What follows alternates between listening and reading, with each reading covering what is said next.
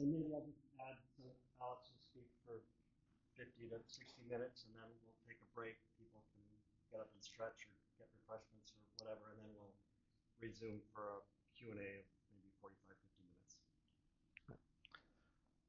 All right. Hi, everyone. Can you hear me okay? Yeah? Thanks so much for coming. It's really fun for me to be here. Very excited to get to talk to all of you.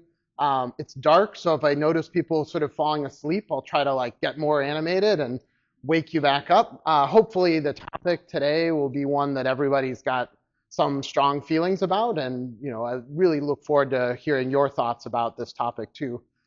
As Professor Brink mentioned, the book is finally out. I'm not going around selling copies. You can get it at various places or whatever, but it's been something I've been working on for, I think, 17 years or something like that. So pretty much my entire academic life, all the way back to when I was a graduate student. And so, although in some ways I think the topic has become increasingly relevant and timely, it's not a book that is in response, say, to Trump or Trump's election or Elon Musk, although I think some of those undercurrents and issues might well come to light in the discussion. I actually started working on it when Obama was in office, and very few people were sympathetic to the idea that we should just randomly choose people and give them political power. I think people thought, oh, the election has gone really well. We've picked somebody with a lot of wisdom and thoughtfulness. So one of the things that I want to try to draw out today are sort of the big background reasons that I worry about elections, and that I think the basic structural mechanisms of elections are in trouble. And I think there's lots of ways we could improve them and make them better, but I worry that there's kind of deep systematic problems such that we should be thinking about alternatives. And so that's really what this book is about. Okay, so many will be familiar with the Winston Churchill quote. So no one pretends that democracy is perfect or all wise. Indeed, it has been said that democracy is the worst form of government, except all those other forms that have been tried from time to time, right? So here we get Churchill articulating what I talk about in the book is the sort of Churchillian shrug, right? We know it has problems, we know there's difficulties, but what are we going to do? Surely it's better than autocracy or monarchy or some of the other forms of government that we've seen. And so there's at least a suggestion that, maybe this is where we should stop. This is the best we can do. All the way back to Aristotle, though, you get this kind of sentiment. So in the Politics, Aristotle says, the appointment of magistrates by lot is thought to be democratic, and the election of them oligarchic. So there's something that happens between the time all the way back to ancient Athens to the modern day where democracy, thinking about democracy, really comes to be very closely associated with elections. And Bernard Manin and others have told this story about exactly what happens. Why is it that lottery selection, sortition as it's called, falls out of favor and election becomes the dominant mode of thinking about democracy? I'm not a historian and I won't tell that story, but I'll give you some references for those who might be interested in that story. But I think one of the things that we should take seriously is that sortition, use of lottery, isn't necessarily some brand new thing. Field. Instead, I think it's a kind of mechanism that we should consider availing ourselves of and perhaps returning to. So a big part of the project really is to just recommend my particular system, because who am I? Just some guy writing from the armchair, throwing out some ideas, but to really encourage a kind of expansion of the political imagination so that we no longer think of ourselves as basically stuck with the electoral system that we have, possibly able to reform it maybe in the margins, or consider, rather than the system we have in the United States, moving to, say, a proportional representation system like they have in lots of parts of Europe. So we could imagine doing electoral democracy in different ways, but we should also, I think, expand our political imaginations beyond just that. And I think there's a kind of fatalism or hopelessness that can set in if it feels like the only thing we can try to do is to elect a better person the next time around, right? So I think one of the things I'll stress is that I think elections are going to reliably produce people in power and decision-making processes that don't actually lead political institutions to serve us well. as a result, we should expect a lot of dissatisfaction with political institutions of the kind that we see and various kinds of backlash against them. And I think maybe even a tendency toward something like autocracy or oligarchy or rule by some sort of elite and giving up on some of the core ideas of democracy. And so what I want to, one of the things I want to stress is we should be very wary of moving in that direction. All right. So in the background, there's a question of how to evaluate political institutions. Right? I'm going to suggest electoral democratic systems aren't working well, and I'm going to suggest Lottocracy, random selection of people into political office, might work better. But there's a question of like, what do I mean by better in the relevant sense here? So in the book, I defend what I call political functionalism, which is, in simple terms, the idea that political institutions are tools. They're things that we have created to help us do things, to solve various problems we might face, given the kinds of creatures we are when we live in proximity with each other, when we face questions of scarce resources or disagreement. So we've built these things, and they're supposed to be helping us accomplish something. So I think they're instrumentally or functionally valuable, right? They're not intrinsically valuable in the way that like a beautiful flower might be, or a poem, or love, or friendship, right? They're not like that. They're more like a cell phone or a chair. And we need to think about whether or not they're helping us accomplish what they should be helping us accomplish. So I defend the view that political institutions are tools. The ends they're used to achieve are ends that have moral significance. So helping us make sure that nobody lives in terrible conditions, right? So that their welfare is below some level of basic subsistence or something like that. Maybe they can help us with that kind of problem. How do we care for everyone? Maybe they help us live together even when we disagree with each other, right? So they can help us work through our disagreements so that we use things other than violence to resolve them, right? So there might be a lot of different ends that they have that are morally very important. Also important, there might be moral constraints or at least moral considerations that limit the kinds of political institutions that we can use, right? So I'm definitely not of the view that we should just look at the ends and see whether the institutions are bringing about good ends. We might need to think about how are they doing that? Are there constraints or considerations arising from the kinds of creatures we are that limit how we can use political institutions, right? So maybe we can't sacrifice an innocent person to quell the mob because that innocent person has rights, right? So there might be limits on what we can do, even if in some sense sacrificing that person might be for the betterment of all or something like that.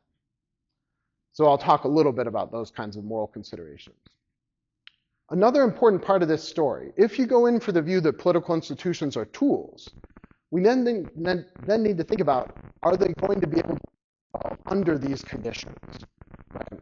So in this way, I think you get an importance of socio-historical context. What are the background conditions that we're trying to do politics in? And so I'll talk some about those.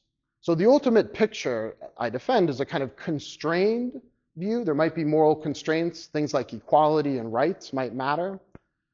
It's contextualist. We need to think about where are we dropping these institutions? Like what kinds of background conditions are they operating within?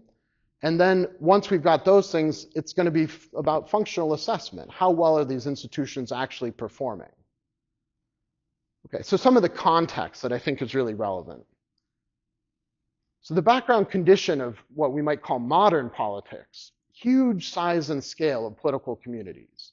So most, nation states, most sovereign political communities operate with upwards of 5 million people. Many are upwards of 50 million people. Some, like the United States, are upwards of 300 million people.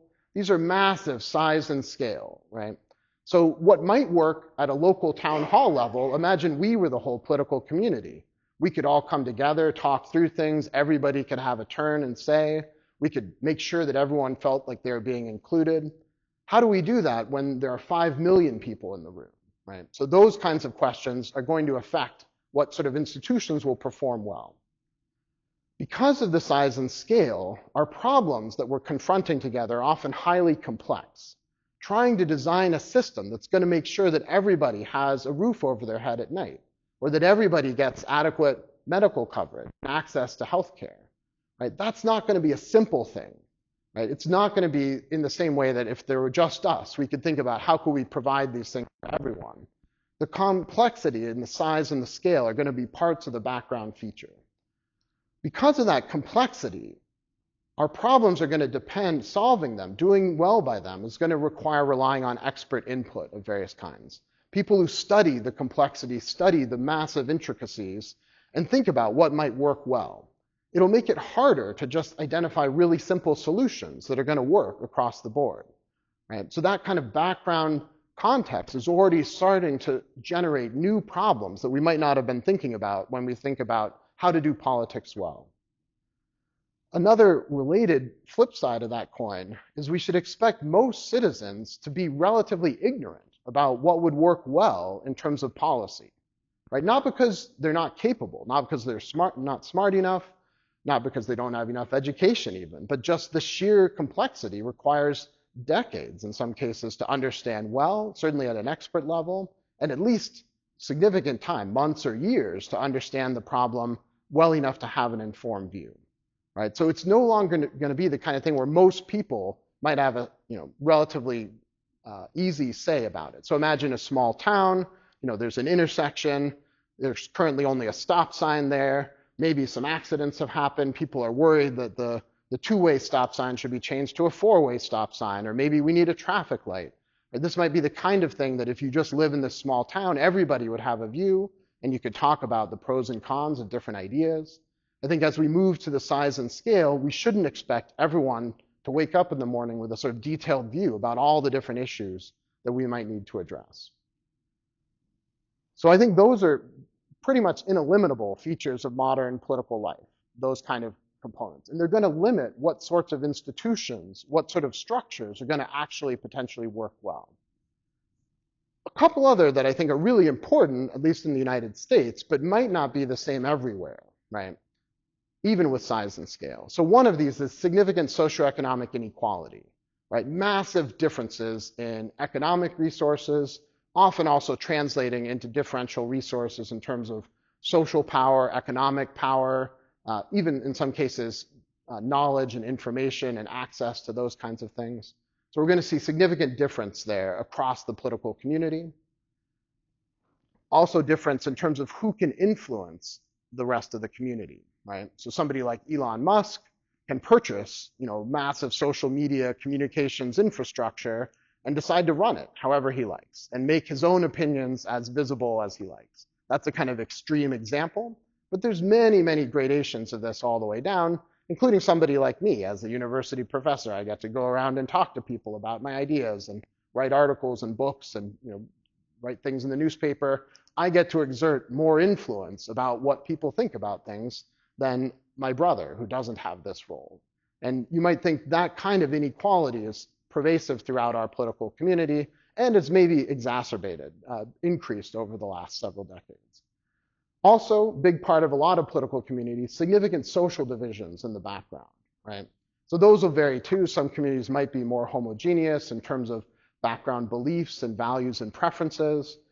There might also be historical divisions on the basis of things like racism, sexism, xenophobia, in a way that has structured political life, right? So those might all be part of the background conditions. Okay, so what I want to do in this project, there's two parts.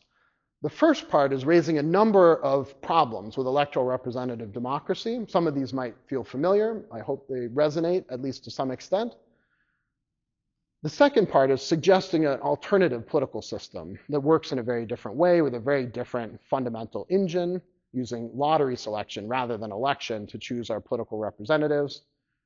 While doing this project, I really want to try to hold fixed these background conditions, right? I don't want to try to set out a new idea, a new system that would only work well at a much smaller scale, right? I think that's not helpful. And ultimately, I think the interesting questions here are comparative ones.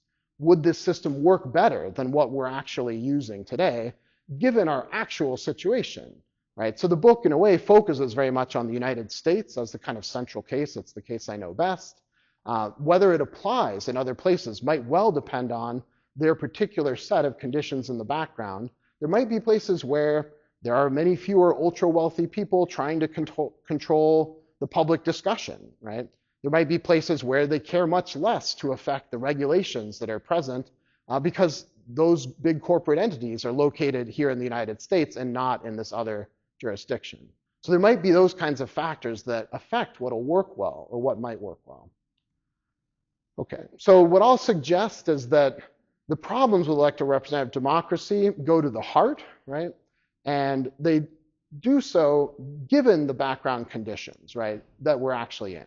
So I don't want to at all suggest that electoral representative democracy might not work under other circumstances, right? Maybe it'd be great for a community of this size. Maybe we don't all want to get involved and have to go to all the town hall meetings, but you know each other well enough. We could get up here, talk to each other, elect a few of us to make some of the decisions, hold people accountable. We'd kind of know what you're up to. So we could tell a story on which maybe that system would work really well, maybe even better than the system where we just pick some of us at random to do those jobs.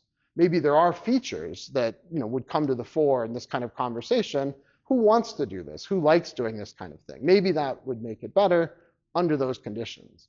But what I want to focus on are the kind of massive size and scale conditions. Okay. So one of the things I think in the background, if you want good instrumental performance, good functional performance, so that the system actually helps us address the problems we face together, I think it'll have to do well by what I call political sensibility, right? So although the problems that might arise in different societies might be very different, we're going to need institutions that have these features. So first, the ability of the system to, in some way, come to appreciate the world as it actually is, right? It's in touch with reality. Philosophers talk about this under the heading of epistemic capacity, right? So it has a way of noticing what's going on, incorporating that in a kind of reality-based, fact-based way, and responding, in some sense, to the reality. So that's level one, appreciating the world as it actually is. And then second, responding to the world in light of that appreciation. So the first of these concerns what philosophers call the epistemic capacities of institutions. The second is more about sort of the agential capacity of institutions, right? So you might have a very accurate view about what the world is like, but not be moved to act in response, right? So the cynical take of a kind of oligarchy, oh, they know the plight of the poor very well. That's not the problem. It's not an epistemic limitation. They just don't care, right? They're not moved to actually act to help them. It's not an epistemic failing. There might be other cases where it is epistemic. They don't have any idea what the problems of the poor are. They might also not care about them, but also even if they did, they wouldn't know how to begin trying to actually address them. Or they might try to address them in ways that were out of touch with reality, addressing problems that they don't actually face and ignoring ones that they do. Okay. So we might ask, how is electoral representative democracy supposed to do well by political sensibility, these two dimensions of appreciating the world as it is and then responding in turn, right? So there's supposed to be some way in which this is to work. Here's the kind of standard story. We've got voters providing a kind of input and guidance to these people who will then be elected. Those people who are elected will have incentives to track what the people's problems actually are, and then to act in response, right? If they don't do those things, they'll be voted out of office, right? So we have a story about why the elected officials should pay attention to the reality, right? And we also have a story about why they should act in response. So what I do in the first part of the book is really highlight 5 breakdowns in this story. So 5 concerns about the sensibility of electoral representative democracy under these modern conditions. So just labeling them here, and then we'll go through them. First, ignorance leading to capture of our institutions. Second, an information distortion, mass information environment. Third, division within our political community. Fourth, short-termism in the incentives provided to elected officials. And then finally, a kind of elitism. I think all of these things make it so that rather than acting in a sensible way, our elected political institutions often fail to do so, and in kind of stable and predictable ways. Okay, so the ignorance and capture story, the basic idea here are broad public ignorance undermines our ability to hold our elected officials meaningfully accountable. And then without that meaningful accountability, special interests can come in and influence them and essentially capture them so that they do the bidding of the wealthiest, the most powerful people, rather than working to address all of our problems, right? So they focus their attention, they're very sensible with respect to the problems of the elite, the problems of the rich, the problems of the people who are capturing them, but they become highly insensible when it comes to all of our broader political community and the problems that we all face. Okay, so the basic, in theory, we're supposed to be, through elections, setting up what economists talk about as a principal-agent relationship. So we, all of us here, we're the principals. We're going to pick some people who will go to Congress and act as our agents on our behalf. With any principal-agent relationship, so you set this up when you hire a doctor or when you hire a lawyer, right? You might ask somebody to represent you at the meeting because you can't go. There's always going to be a case, what's the mechanism by which we ensure that that agent acts on our behalf, right? Rather than just doing whatever they want or doing what's best for them. The story is supposed to be one about electoral accountability. That's supposed to be the solution here. That's going to require at least that we have elections that are free and open so that everyone can run and everyone can vote. They've got to be relatively frequent. They've got to be competitive with real choice. They've got to be fair, where the votes are all counted and votes count equally. Those might be background conditions for this to work at all. And there's a lot of places in the United States, maybe most places, where these conditions don't hold.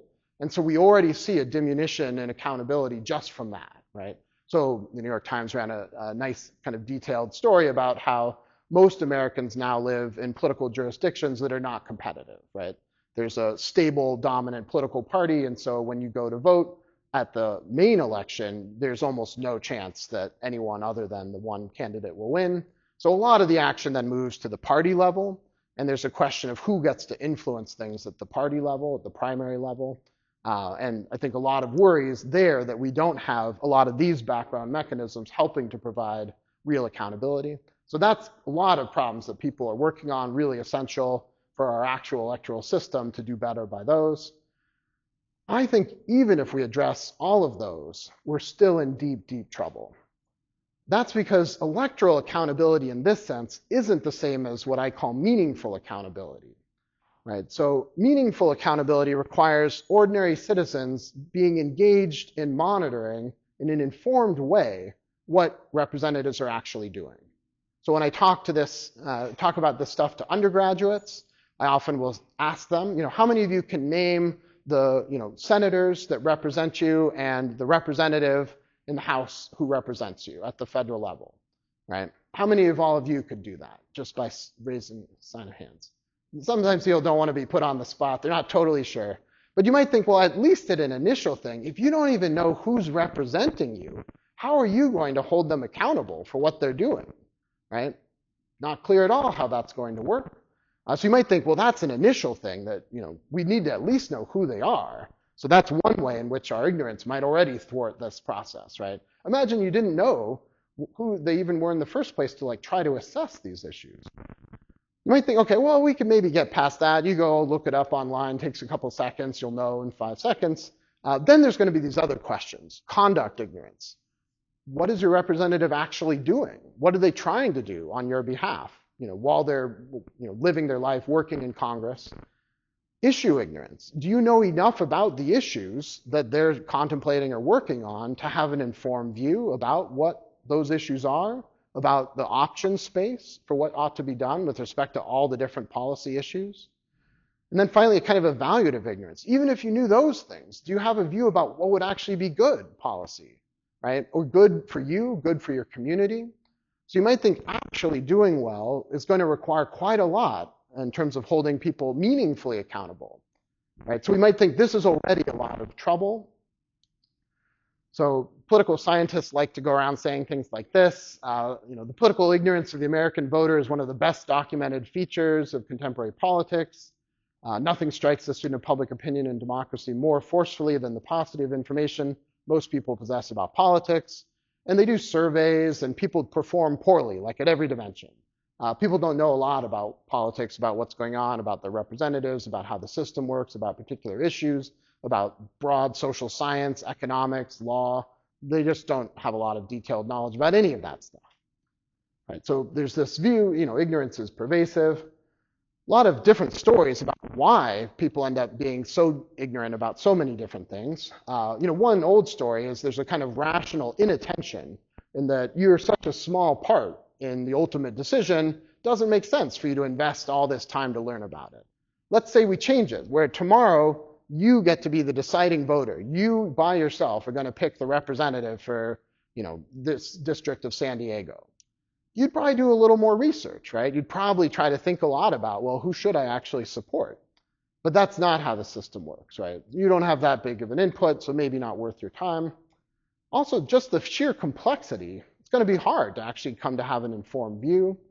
In the background, we also have worries about propaganda and misinformation and disinformation. So even Americans who spend a lot of time trying to learn about politics, you're often doing it in a way that doesn't actually improve your knowledge of what's actually happening in the world, because you're getting this very distorted picture of reality. I'll talk more about some of those issues. We might also worry about epistemic partisanship, where the people we listen to and talk to represent a small subset of everybody, and we start getting distortion and bias in ways that end up leading us astray, so we come to have false beliefs about the problems of the world and the issues of the day. Maybe we know a little bit about how they affect people like us in our corner, but we might know very little about how they affect people elsewhere. Okay. So the short story, with this kind of ignorance in the background, elected officials or people running for office can say all kinds of things to us, and we're not in a good position to hold them meaningfully accountable when they do things that aren't actually in our interests. There's lots of ways in which they can distract us, or they can say, look, I'm working on it, but it's hard. There's a lot of complexity here, but I really am working on it, and so you're not in a good position to assess whether that's true. They can say, well, we tried this thing, but somebody else did this thing over here, and that messed it all up, so it didn't work the way we would have thought, right? So we tried to address inflation by doing this, but then the other bad guys that aren't me did this other thing over here, and it messed it all up, right? So actually trying to tease out reality, what caused what might actually address these problems, is exceptionally hard. These are really difficult things, and it makes it very easy for somebody standing up trying to get your vote to say all kinds of things in defense of why aren't things better for you, or how is it that they've actually been acting on your behalf. When they say all those things, they're often, I think, just trying to mislead you, in part because they want to do this thing over here. Why do they want to do that thing over there? Because somebody with a lot of money and resources wants them to do that thing over there, right? And sometimes that thing over there might be good for everybody. Often it might not be. Often nobody really knows if it'd be good for everybody. But it doesn't really matter, because they can tell you, oh, it's actually good for you. Or they can distract you. Don't even look at this thing over here. Look over here. Pay attention to this, right? While they're doing this other thing. That's what really matters to them. This thing over here, they're talking about, whether one swimmer at the University of Pennsylvania should be able to swim with the women or the men or whatever, right? Is that your big problem in life, right? No, it's a kind of distraction, right? Or at least that's the worry, that they can use this kind of thing very easily. All right. It becomes very valuable to buy off somebody with political power when they're able to use it any way they want, right? So imagine all of us if we had a very tight leash on your elected official, so that if they start going over here a little bit, you can yank them back to what they should be doing. Now imagine the leash is 1,000 yards long, right? There's some leash there. If they went all the way to the end of the earth, you'd eventually get to yank them back. But for a lot of that, you wouldn't notice, right? They just run around and do whatever they want. A person who can do that with political power is much more valuable as somebody to be captured or bought off. And I think this is what we see. So in some sense, we, the people, are sort of behind a brick wall. Our elected officials are on the other side of it, doing whatever they might do. And some people get to go behind the wall, watch what they're doing, feed them white papers, give them detailed instructions and guidance about what to do. The rest of us don't get to see any of that, right? We just end up with the results.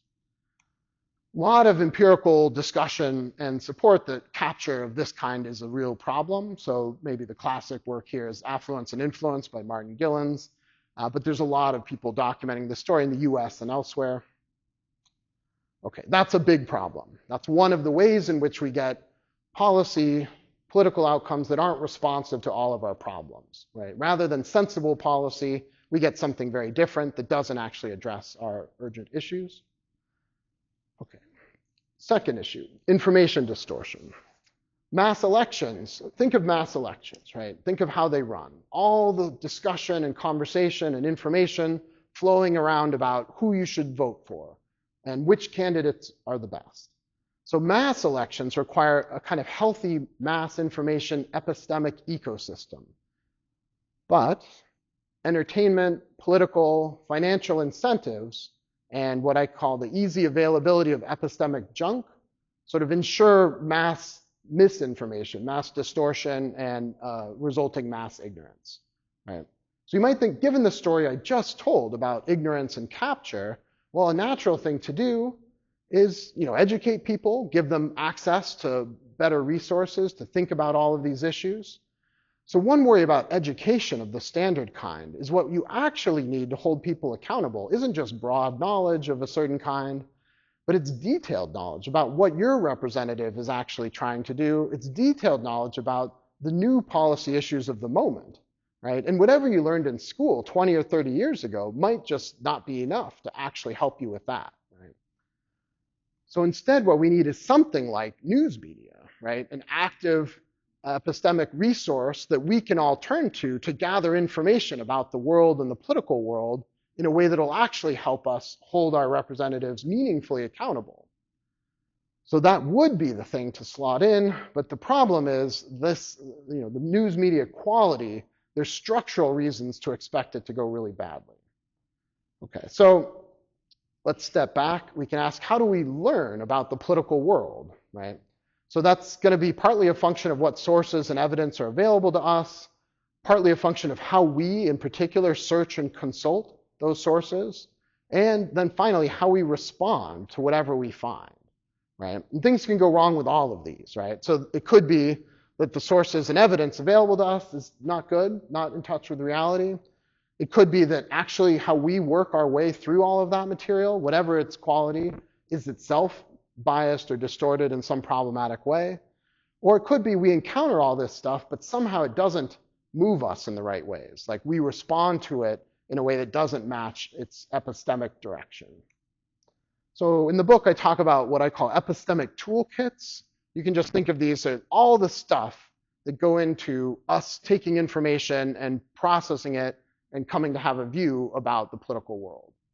Right? So it'll include things like our starting assumptions about various topics, the generalizations and stereotypes we use, the sources of information and testimony we rely on, the experts we listen to, the informational cues and heuristics we use. Right? So some people might have thought with the ignorance story, well, I don't know who my representative is, but I know they're like a Democrat, or I know they're a Republican, and that's enough. That's a kind of informational heuristic or cue you might use to be a somewhat better informed voter than if you didn't use that, right? So you might use something like that.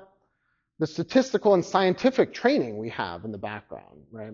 The technologies we use to search for and process and store information. Think about how radically that has changed over the last 50 years. I'll talk about that more in a second. And then finally, the concepts we possess and use to process and explain the world. All of this is kind of our toolkit, helps make sense of how we take in all the stuff out there and end up with a view, end up with a set of beliefs about what we ought to do. So one worry is that alongside this epistemic stuff, there's what we might call the entertainment filter. So we have a very limited role in politics. We kind of know that, right? Unless you're somebody with political connections or a lot of money, most of us, we're sort of sitting back, we're a good citizen, we want to do our part, we want to think about these things, but we know ultimately we're kind of one vote at most, and often in a non-competitive way. Maybe we'll post something on social media if we're adequately worked up about it. It could make a little difference there. Maybe some of our friends would read it. But we know ultimately we're not going to make a huge difference here. We're not the deciders. I think part of that might explain why we tend to gravitate to having something like an entertainment filter when we think about politics.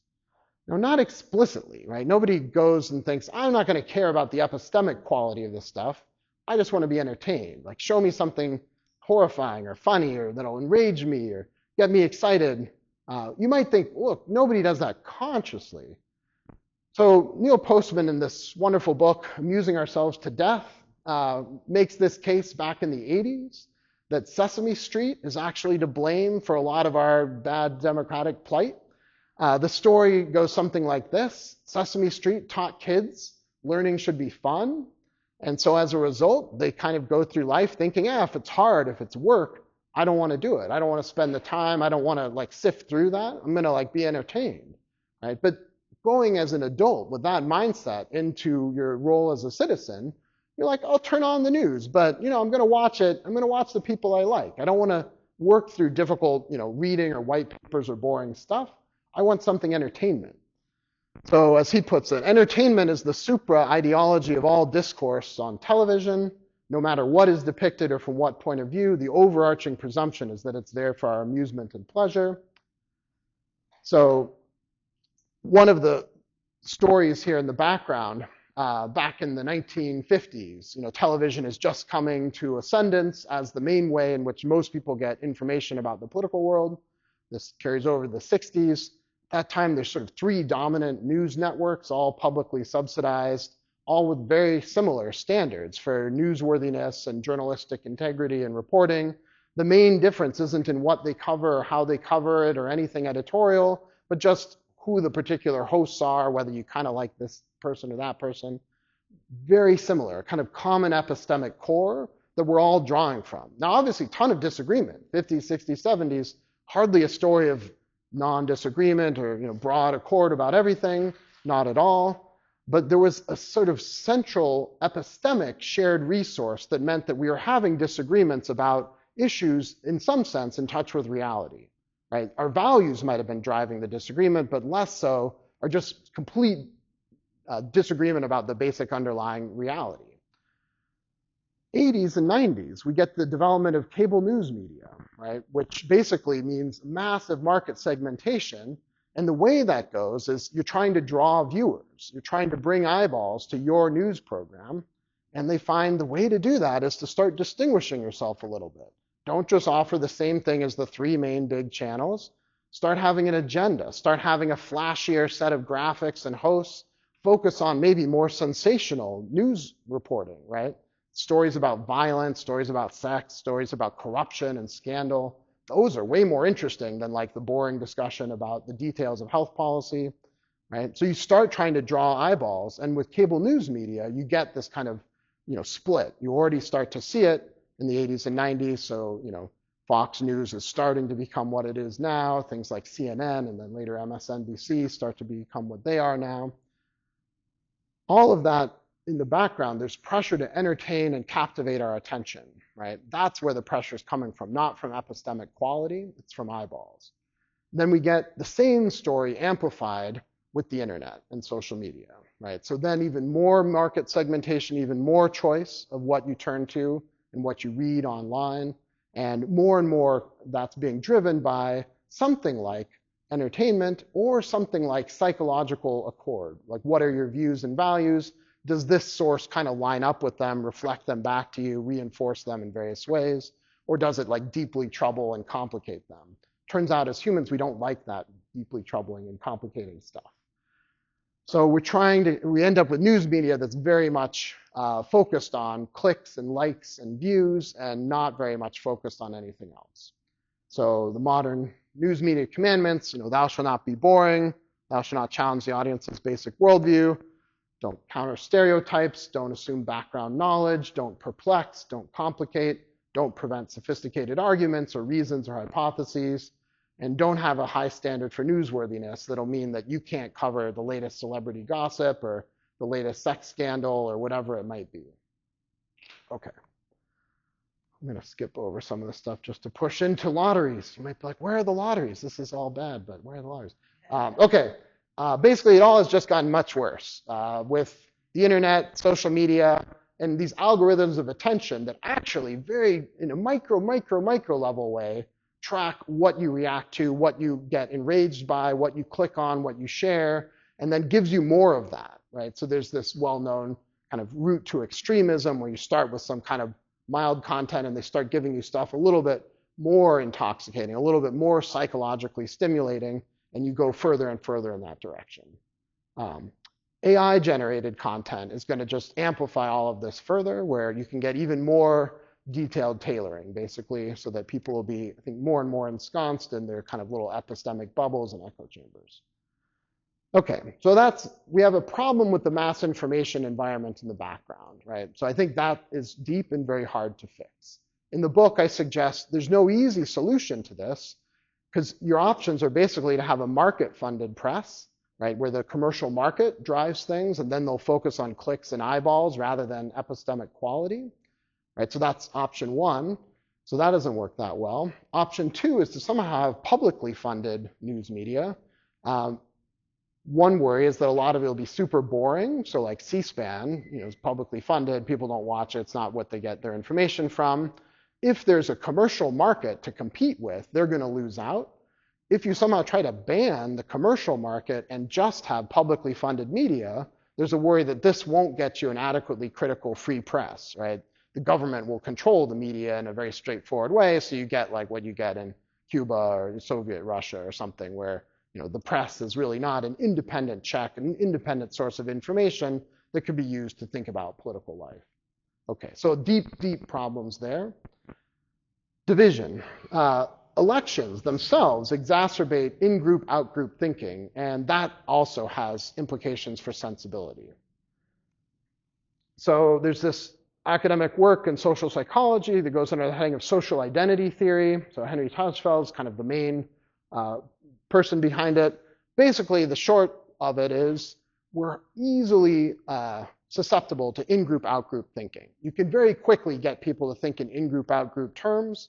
And once you do, all kinds of other psychological distortion comes along with it, right? So if when walking in here, we had given half of you green hats and half of you red hats, and I told you a few stories about what green hat people are like and what red hat people are like, and I gave some resources to the green hat people that they could share with each other and some resources the red hat people could share with themselves, you surprisingly quickly come to have some sort of affinity with these different groups, right? Now, intensified that massively in political life. So Tajfel and social identity theory suggests we're really prone to this in-group, out-group thinking. One of the disturbing things is, Liliana Mason, a political scientist, has talked about how people's brains respond similarly when people are sad, when they're observing a sad in-group member. But when you're observing a sad out-group member, their brains respond by activating areas of positive emotion, right? So this is troubling, right? This is ostensibly a feature of our deep evolutionarily driven psychology. Questions about how deep it goes with us and whether it is in some ways more malleable, but there are real worries that we're super prone to this way of thinking. Combine that with what political scientists call Duverger's law. It's not really a law because social science isn't like law-like in the ways that other natural sciences are. But the basic idea here is if you have an electoral representative system in which you're electing one person to represent a district, and you're doing so using a plurality vote rule where whoever gets the most votes wins, you're going to have two stable dominant political parties. So this is a highly consistent regularity for voting systems like those in the United States. Different if you have, say, a proportional representation system where you're electing maybe 10 people to represent a political territory, works differently. But here we get these stable two dominant political parties. Sometimes people are like, why don't we have third parties? Why do third parties never? It never works. Third parties just suck votes away from the people they're ideologically closest to in the short term. So in the long term, they just go out of existence. This is, supposedly part of this explanation of why we see this regularity. So what we get are these in-group, out-group dynamics. We're already prone to them. And then you combine that where we're going to get two stable, dominant political parties. And so you're going to be a member of one team or the other. And you're going to root for them in the way that you root for a team. You're going to have in-group identification with them and out-group identification with those people. And it'll make it really hard to work together in a sensible way. Christopher Aiken and Larry Bartels in this recent book, Democracy for Realists, kind of tell this story in a lot of empirical detail. The short version of one of their main conclusions is that group attachments and social identities drive our thinking about politics rather than the other way around. Right? So the worry here is that we're not in touch with reality, you're in touch with what group you're a part of, and then that's going to drive your thinking about politics. Right? So it's going to be, for instance, really hard to learn about the problems affecting people on the other side. Right? You won't have an easy way to get information about that, and a lot of your reactions to them will be, rather than just seeing them as misguided or wrong about the facts, you'll see them as evil and motivated by kind of a bad character. Okay.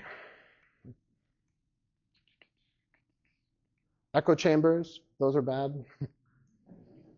They're also bad for sensibility. Once you're stuck in an echo chamber, hard to get out of it. So part of this story, I think, is epistemically troubling, right? Have a hard time getting access to the other side. It also, one of the things that happens is we end up in these two clear segmented groups, and we come to hate each other, right?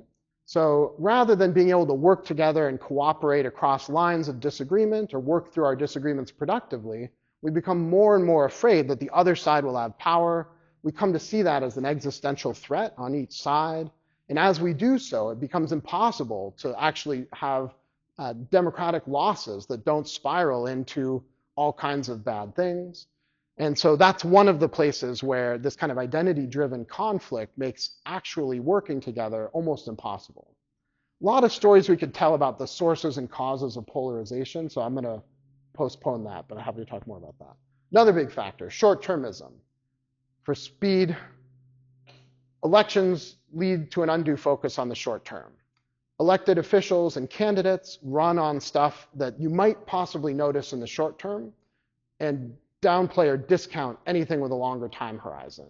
So something like climate change, if a good way to address it is going to be painful in the short term, say by imposing a significant gas tax, or in other ways limiting our ability to use the fossil fuels we've come to know and love, that's going to be really hard for an elected official to get up and defend, especially if their opponent can come in and deny that there's even a real problem there, or deny that we have to undergo those costs.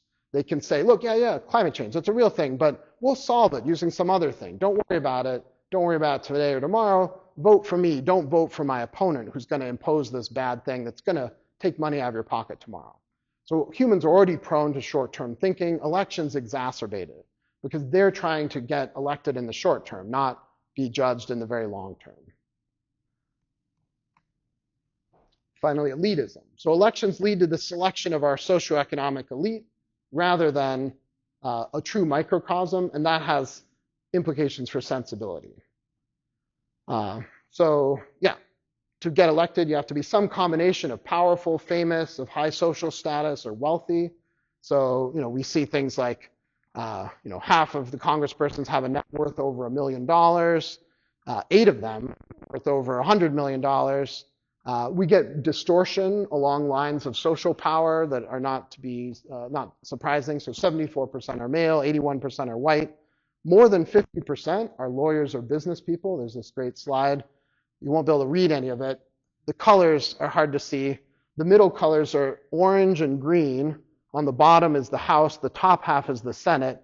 The orange and green dots in the middle and on the top, those are lawyers and business people, right? That's what our Congress looks like in terms of occupational background. Over here, you can see a few teachers. You can see like a few social workers, a couple people who have a degree in science, a couple accountants. But overwhelmingly, the people who get elected come from business and law backgrounds. That's not necessarily bad, but it does mean there'll be skew in how they think about the world, the kinds of problems they're going to do well at addressing. Okay. There's work in philosophy that goes under the heading of standpoint theory, which suggests that people's ability to know and explain things about the world and identify problems is a function of their social position. So in particular, there's the suggestion that the people who've been in relatively socially marginalized positions or been oppressed might have to learn quite a bit more about the details of that oppression than the reverse. And so there's at least the suggestion that when you select elites, you're really missing out on all this knowledge about the world that is held by people who are more on the margins or more on the kind of bad side of the oppressive structures. There's kind of mundane ways of thinking about it. So think about, if you know somebody who's been unemployed or homeless or incarcerated, and you know about the details of their problems, trying to work out of those systems, trying to navigate the bureaucracy, trying to make it so that they can have a basic functioning life, right? So if you have close personal experience with those problems or know people who have, you'll have one sense of these problems and this reality. If you've never been anywhere near anything like that, you'll have a different sense of it. Your sense will be entirely filtered through media stereotypes or whatever else it might be, and that'll affect your judgment both of the details of the problem and what kinds of responses might make sense. So philosophers who like standpoint theory, suggest there's a real epistemic difference here, and we should worry then when we're selecting elites. Okay, all right, so lots of bad stuff. What to do? Could we address these things more directly? Are there some modest things we could do? Of course, lots of things we should be trying to do. I worry that none of those are going to get at the heart of the problem, and that what we should be doing is thinking creatively about things outside of this kind of narrow set of options.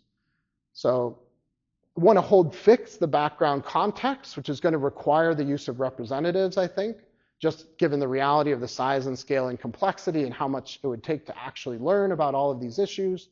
I don't think there's a way of doing, say, direct democracy where we all vote on everything. I don't think that would do well by political sensibility, because I don't think we'd have an accurate enough understanding of the world, and we'd be highly susceptible to manipulation by elites, the people who control the media, could give us all kinds of views about our political problems that would be out of touch with reality. So I think we're going to need to use representatives.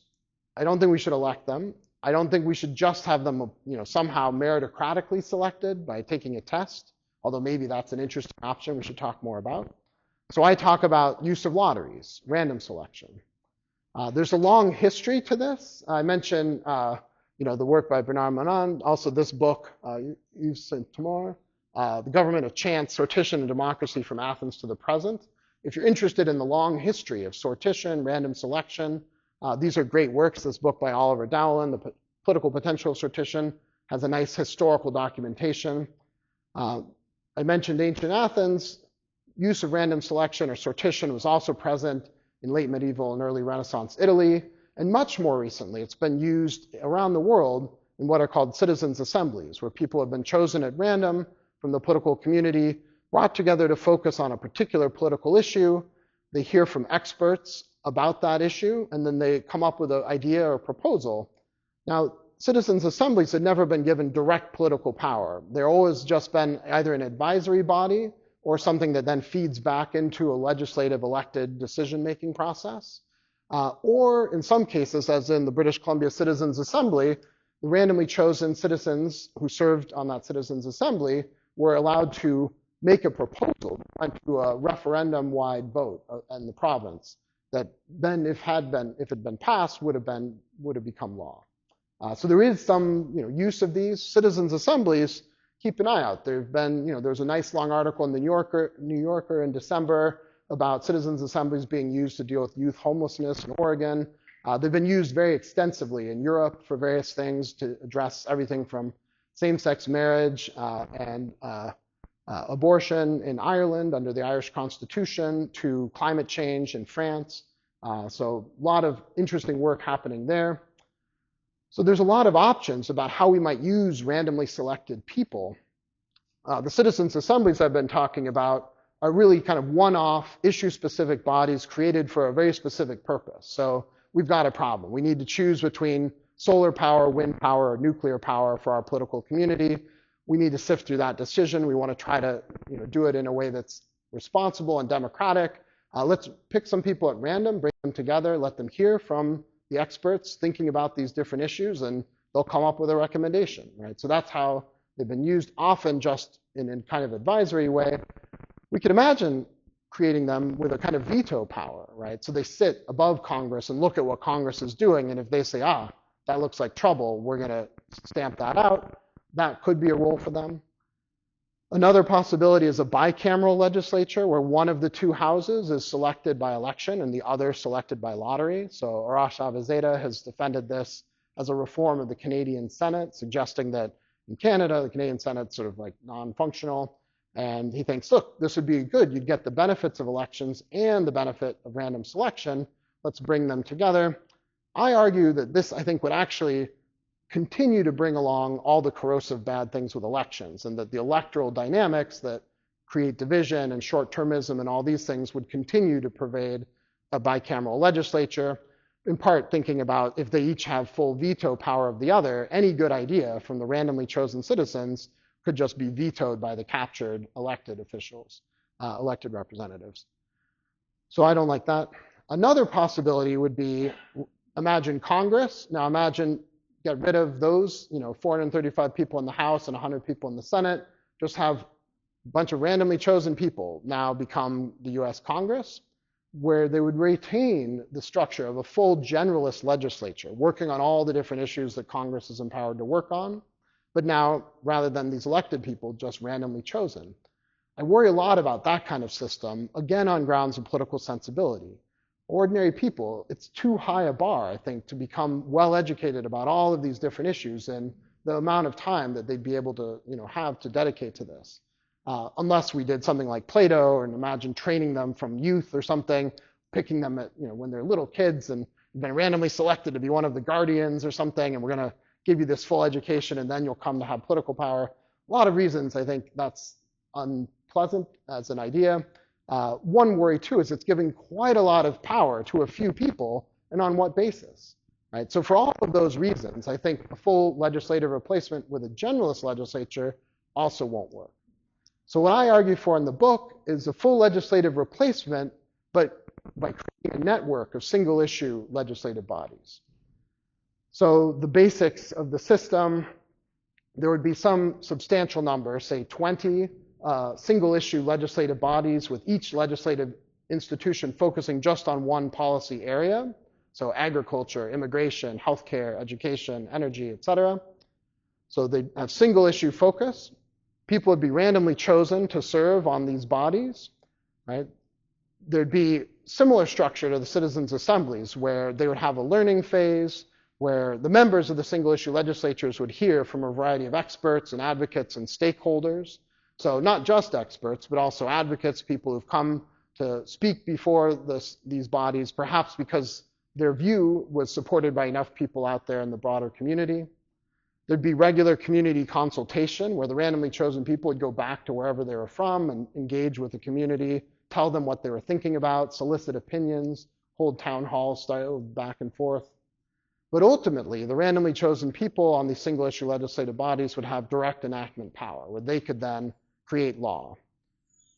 In the background of all of this are what I think you would need something that I call structural assemblies. So these would be also made up of randomly chosen citizens, but they would have the responsibility for kind of maintaining the structure of it all.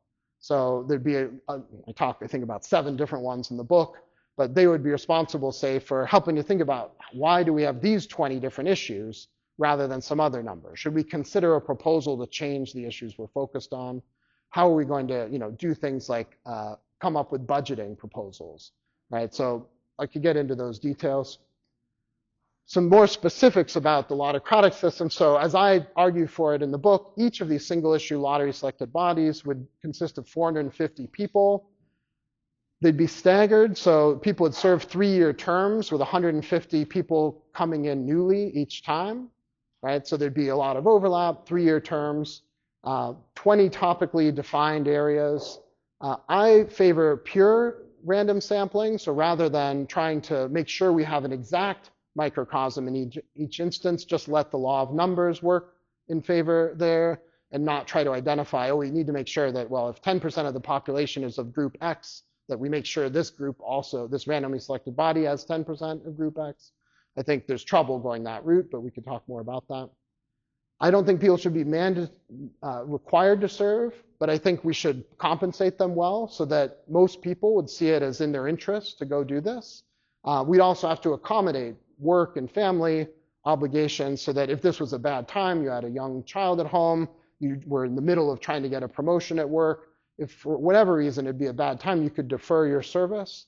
The hope would be combining, significant pay along with a lot of accommodations would mean we wouldn't see a skew in who actually shows up to serve. I worry, a lot of self-selection can create its own kind of problem, like who shows up to the town hall meeting. Well, people have the time and the resources and maybe the self-conception of themselves as a political agent. I wouldn't want skew of that kind to come in. Okay, and then people would have to agree to being monitored both while they're serving and after, so that they couldn't just be paid a lot of money or something like that. Sort of as with jury service, you have to basically say, I'm not being paid off by these people, and it's a crime if you do go that way. A lot of different ways of thinking about what are the 20 different topics we should have.